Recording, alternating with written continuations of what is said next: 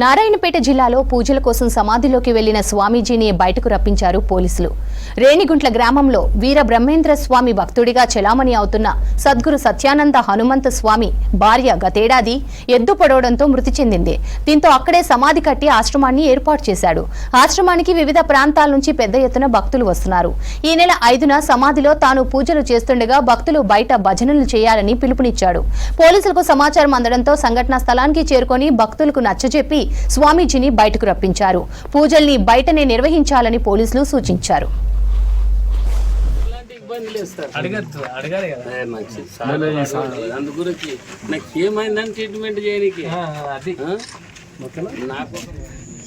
ఆకలి హనుమంతు 55 years ఉంటాయి. అతను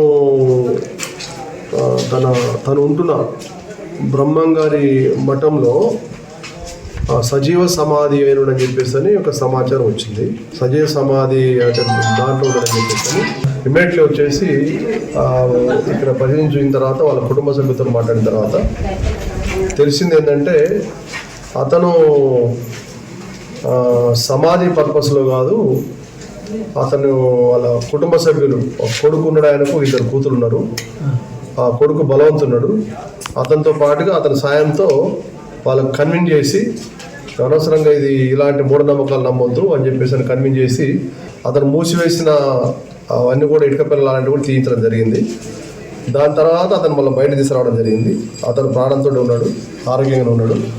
వచ్చిన తర్వాత అతనితో మాట్లాడి హనుమంతోటి మరియు వాళ్ళ కుటుంబ సభ్యులతో మాట్లాడిన తర్వాత తెలిసింది ఏంటంటే ఇక్కడ ఆయన ఒక 10 సంవత్సరాల క్రితం ఇక్కడ బ్రహ్మంగారి అది గుడి కట్టాడు.